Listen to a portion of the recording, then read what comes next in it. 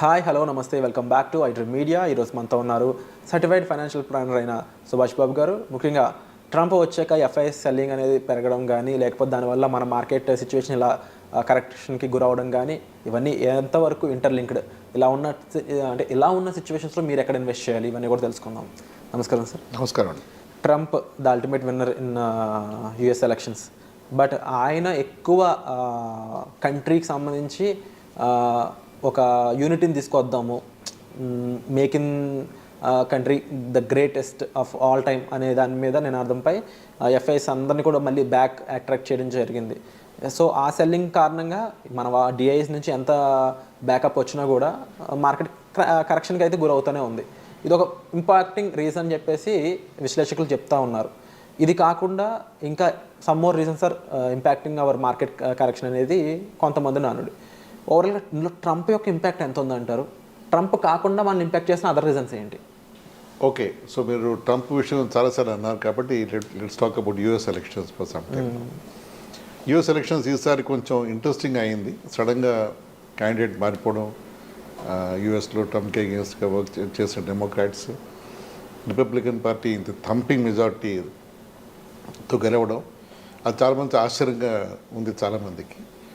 So దీని ఒక మనకి డైరెక్ట్ బెనిఫిట్ ఏమిటి అంటే, ఒక strong US with Trump being there will be help to India. Trump ఇప్పుడు make America great again MAGA వాళ్ళ make America the greatest of all time అని నినాదంతోనే ముందుకు వెళ్తా ఉన్నాను. అదే ఉంది అతను.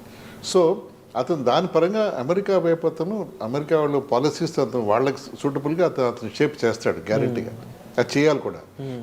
ఆ కాంటెక్స్ట్లో స్టూడెంట్స్ ఇమిగ్రేషన్ కొంచెం టైట్ చేయడం, మన ఇండియన్స్ కొంచెం ఎఫెక్ట్ అవ్వడం జరుగుతాయి మనకి. అది చాలామంది లక్షల మంది వెళ్ళిపోవడం, అక్కడికి మన వాళ్ళు ఇల్లీగల్ వెళ్ళిపోతుండడం అన్నీ కూడా అతను ఆపుతాడని ఎక్స్పెక్ట్ చేస్తారు.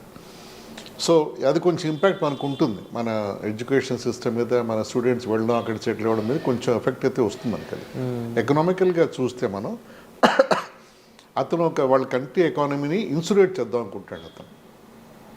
అంటే వాళ్ళ ఓన్ ప్రొడక్షన్, వాళ్ళ కంట్రీకి వచ్చి ఇంపోర్ట్స్ని, అంటే బయట దేశానికి చేసే ఎక్స్పోర్ట్స్కి టారిఫ్స్ పెంచాలని అతను ట్రై చేస్తున్నాడు. అంటే ట్రై కాదు, అతను డిక్లేర్ చేస్తాడు నేను రాగానే చేస్తాను అని. ముఖ్యంగా చైనా నుంచి వచ్చే చీప్ లెసర్ ప్రైస్ ప్రొడక్ట్స్ అతను పెంచాలని ట్రై చేస్తున్నాడు అతను. అలా పెంచబట్టి వాళ్ళ అమెరికాలో ఉండే ప్రొడక్షన్, వాళ్ళ ప్రొడక్ట్స్ సేల్ అవుతాయని అతని ఎకనామికల్ ప్లాన్స్ అవి. దాన్ని బట్టి ఫస్ట్ ఎఫెక్టే చైనా ఎఫెక్ట్ అవుతుంది ఈ ప్రాసెస్లో. అదొకటి మాత్రం గ్యారంటీగా అవుతుంది. ఒక week China is good for India. So ఒకసారి చైనా నుంచి చాలా huge exports go to US American మార్కెట్కి. అక్కడ ఏమాత్రం 10% డ్రాప్ అయినా కూడా పెద్ద షేకప్ అవుతుంది చైనీస్ ఎకానమీలో. అది కూడా కారణమే. ట్రంప్కి చైనాని కూడా అతను చెక్ పెట్టాలని అతను పొలిటికల్గా అంబిషన్స్ ఉన్నాయని నా ఓన్ అసెస్మెంట్. అది ఎంతో దాని విశ్లేషకులు ఎలా ఉంటుందో తెలియదు, కానీ చైనా అంటే అతను కొంచెం అతనికి ఇబ్బందికరమైన కంటే అది తెలుసు. ఇండియా అంటే అతనికి ప్రిఫరెన్స్ ఉంది. అంటే చైనా అంటే అతనికి ఇష్టం కాబట్టి ఇండియా అంటే కొంచెం అతని ఇష్టం ఎక్కువ పెట్టుకుంటాడు. సో ఈ జియో పొలిటికల్ ఫ్యాక్టర్స్ పడి కూడా కొంచెం చైనా ఎకానమీ కొంచెం డౌన్ అయితే ఇండియన్ ఎకానమీ రిలేటివ్గా మనం స్ట్రాంగ్గా కనిపిస్తాం బయట ఎఫ్ఐఎస్ కూడా. After all FIs have to invest money and make money. వాళ్ళు ట్రంప్ని ప్లీజ్ చేయడం కోసం డబ్బు ఇన్వెస్ట్ చేస్తే పెరగదు. They have to make money short term, long term, medium term. They will rush towards India, no doubt about it. అంతేకాకుండా India కూడా ఒక విల్లింగ్, అంటే ఏ మార్కెట్ అయినా ఏదైనా అమ్మేయచ్చిన ఫీలింగ్ కాకుండా సాఫ్ట్వేర్ ఎక్స్పోర్ట్స్ కానీ కూడా క్వాలిటీ ఎక్స్పోర్ట్స్ మనం చేయాల్సి వస్తున్నప్పుడు. అంటే we have to go back to drawing board and rework on pricing strategies, product strategies. దాంతో మనం కొంచెం షేప్ మనం వస్తాం. లేకపోతే ఏమవుతుంది, ఇంత ముందులాగా ఏదైనా సరే మనం ఎక్స్పోర్ట్ చేసేయచ్చు అని ఇప్పుడు మనం will be able to think shape up our efforts. మిగతా దేశాలు చాలా ఉన్నాయి. యూరోప్ యాజ్ ఇట్ ఈస్గా డౌన్లో ఉంది. అమెరికా ఒకటి కొంచెం మనకి hopeful partner for us. So all side మనకి డెఫినెట్గా ట్రంప్ రావడం మనకి ఒకటేమో ఎకనామికల్గా మనకి లాభమే. అది నా ఉద్దేశంలో. అది షార్ట్ టర్మ్లో కొంచెం మనకి షేకప్ వస్తుంది. ఐటీ ఎక్స్పోర్ట్స్ డౌన్ అవుతాయి. ఐటీ వాళ్ళు ఎఫెక్ట్ అవుతున్నారు, వాళ్ళు కంగారు పడితే వాళ్ళు ఇంకొంచెం బాగా ఆలోచించి they come back with better products. Like మిగతా ఫ్యాక్టర్స్ కూడా మన India has to rework they strategies now. ముఖ్యంగా పొలిటికల్గా India has a huge friend in Trump.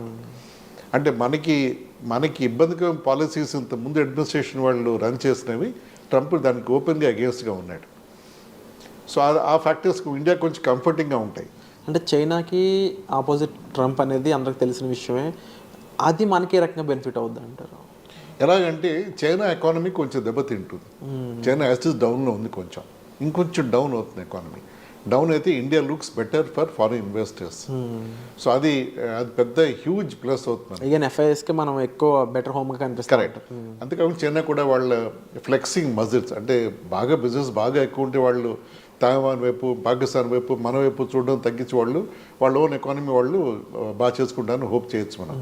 As it ఈస్గా గత 1 year 1.5 yearsగా చైనా ఎకానమీ చాలా డౌన్గా అవుతుంది. బయట చెప్పరు వాళ్ళు ఆబ్వియస్గాను, కానీ బయట కనిపిస్తుంది, దాని రిజల్ట్స్ బయట కనిపిస్తాయి మనకి. ఇంకా డౌన్ అవుతుంది చైనా.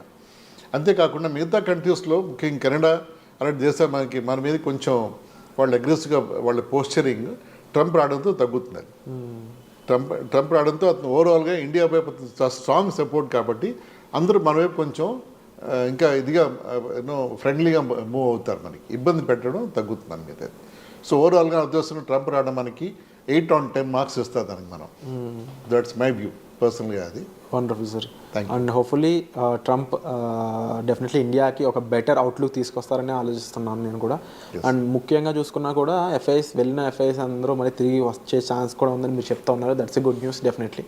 అగైన్ మనం ఈవెన్ మ్యూచువల్ ఫండ్ పరంగా కూడా ఎస్ఐపిలో 25,000 చేంజ్ lakh crores అని వచ్చినా కానీ మనం ఇంకా నిలదొక్కోవాల్సిన అవసరం ఉందని కూడా కొంతమంది చెప్తా ఉన్నారు. సో ఫుల్లీ మేబీ ఈ నెంబర్ అన్ని కూడా ఇంకా పెరుగుద్ది. ఇప్పుడు అందరూ ఎడ్యుకేట్ అవుతున్నారు స్టాక్ మార్కెట్ మీద. చాలా పర్సెంటేజ్ అయితే కొత్త ఇన్వెస్టర్స్ అందరూ పెరుగుతూ ఉన్నారు. ఇక రీటైలర్స్ పరిస్థితి, మిగిలిన వాళ్ళ పరిస్థితిపై కూడా మరిన్ని అప్డేట్స్ ఇవ్వాల్సిన అవసరం కూడా ఎంతైనా ఉంది. సో హోప్ఫుల్లీ వచ్చే కమింగ్ ఎపిసోడ్స్లో వాటికి సంబంధించిన మరిన్ని డీటెయిల్స్ మీ ద్వారా తెలుసుకోవాలని మనస్ఫూర్తిగా కోరుకుంటున్నాను. సో ఇక ట్రంప్ గెలిచిన విధానంపై మీరు ఏమనుకుంటున్నారు? మీ అభిప్రాయం కామెంట్ చేయడం మర్చిపోవద్దు. అలాగే ఎఫ్ఐఎస్ సెల్లింగ్ మీద అండ్ మన డిఐఎస్ బ్యాకప్ మీద మీ యొక్క ఒపీనియన్, మీ యొక్క వ్యూ పాయింట్ ఎలా ఉందనేది తప్పకుండా కామెంట్ చేయండి. ఇది కాకుండా సుభాష్ బాబు గారి దగ్గర నుంచి మీరు ఇంకా ఏమైనా కొత్త విషయాలు తెలుసుకోవాలనుకున్నా, అప్కమింగ్ అప్డేట్స్పై మీకు విశ్లేషణ కావాలనుకున్నా కూడా మీరు వెంటనే డిస్ప్లే అవుతున్న నెంబర్స్ కాల్ చేసి సార్ని కలవచ్చు. సో వచ్చే ఎపిసోడ్లో మళ్ళీ కలుద్దామండి. Thank you so much sir. Thank you. నమస్కారం.